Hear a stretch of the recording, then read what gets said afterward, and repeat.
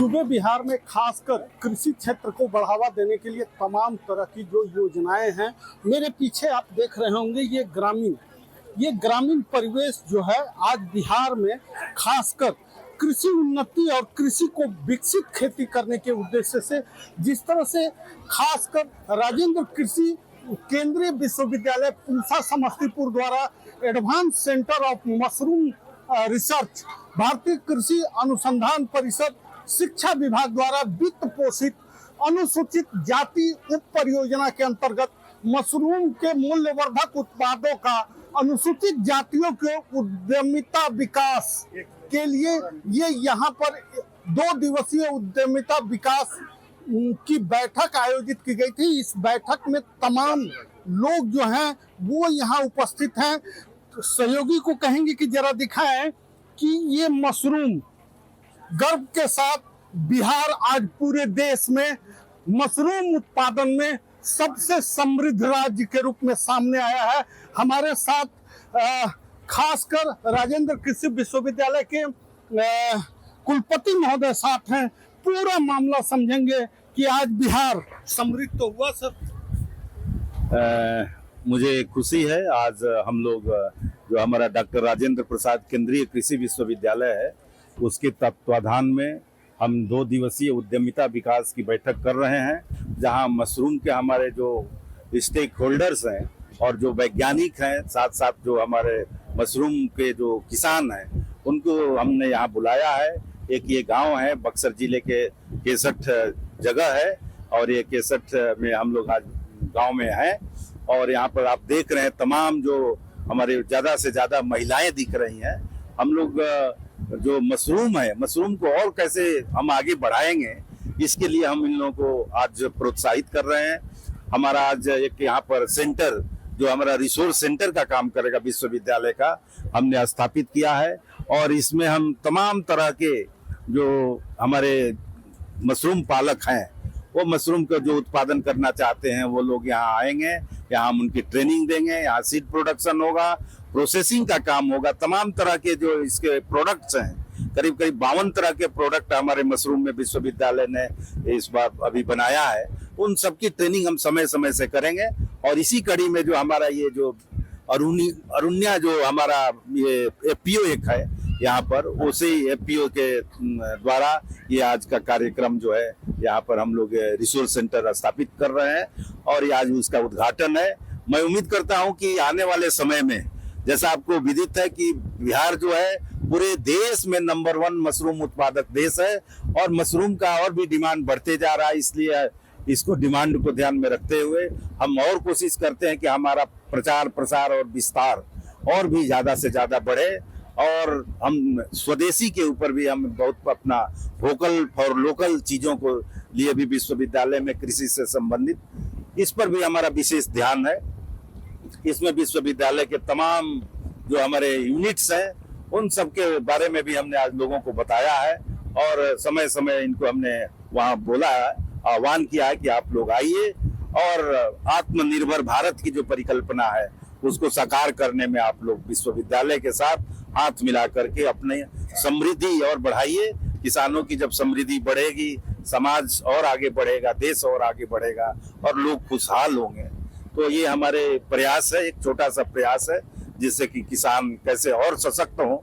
अक्सर पहले होता था कि जो किसान होते थे वो विश्वविद्यालय में जाते थे, अब हम खुद पूरे हमारी टीम आई हुई है, मैं खुद क्योंकि विश्वविद्यालय के कुलपति हूँ उसके नाते भी मेरा दायित्व तो ज्यादा बढ़ जाता है। पूरी टीम के साथ मैं गांव में आकर के किसानों से मिल रहा हूँ, तो एक ये परिवर्तन है जहाँ पर कि पूरा विश्वविद्यालय का टीम आकर के गांवों के किसानों के साथ उनकी समस्याओं के बारे में रूबरू हो रहा है और उसके समाधान के लिए भी हम उनको बता रहे हैं इसके क्या क्या और समाधान हो सकते हैं। सर, देश के अलग अलग प्रदेशों में जिस तरह से कृषि को बढ़ावा देने के लिए कई तरह की योजनाएं लाई गई।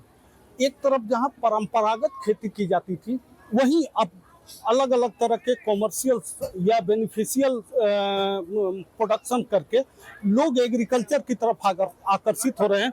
अभी आपने कुछ देर पहले बताया कि मशरूम बिस्किट से लेके पनीर तक उत्पादित किया जा सकता है। गोवा, असम जैसे राज्यों में भी अब कृषि को बढ़ावा दिया जा रहा है। किस तरह से, कितने राज्यों में ये तैयारी की जा रही है?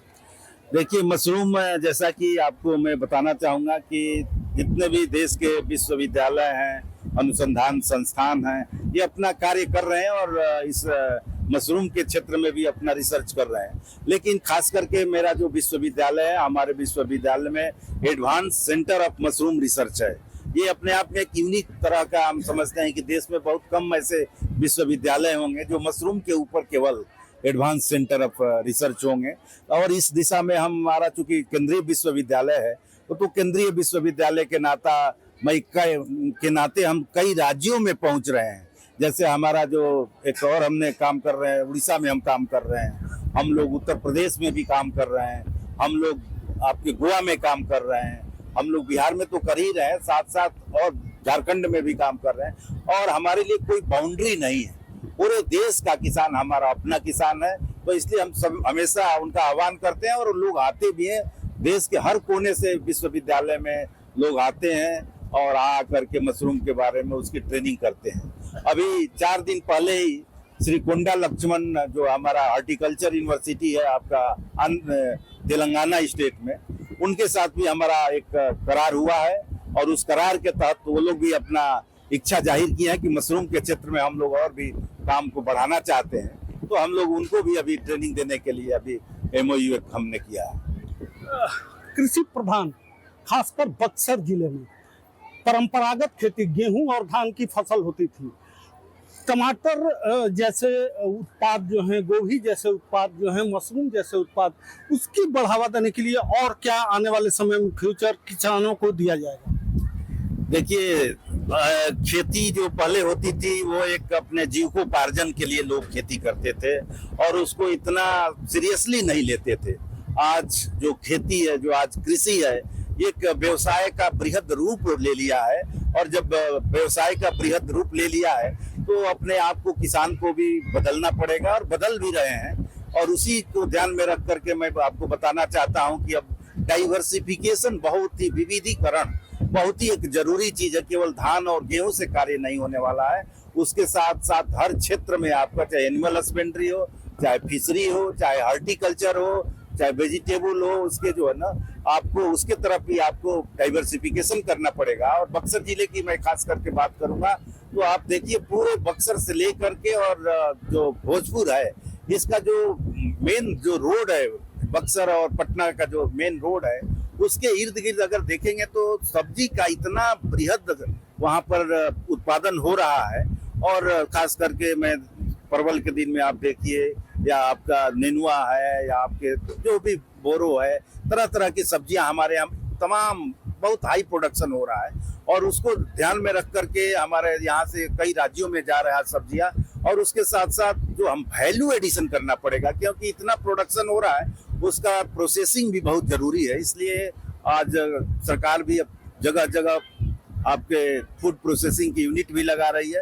विश्वविद्यालय में भी आपको फ्रूट और वेजिटेबल की प्रोसेसिंग का यूनिट हम लगा रहे हैं और यहाँ के भी किसानों को हम यहाँ ट्रेन करेंगे। जैसे मैं अगर बात करना चाहूँगा तो ये पूरा इलाका जो अपना गंगेय जो अंचल है, तो गंगेय अंचल में पूरे गंगा के जो एलुवियल सॉइल हमारा है, बहुत फर्टाइल सॉइल है। और आप जब टमाटर के दिन में जाकर देखेंगे, पूरा इलाका टमाटर इतना ज्यादा हो रहा है, लेकिन केवल टमाटर को हमको अगर अच्छा मूल्य लेना है तो उसका मूल्य का संवर्धन करना पड़ेगा, वैल्यू एडिशन करना पड़ेगा।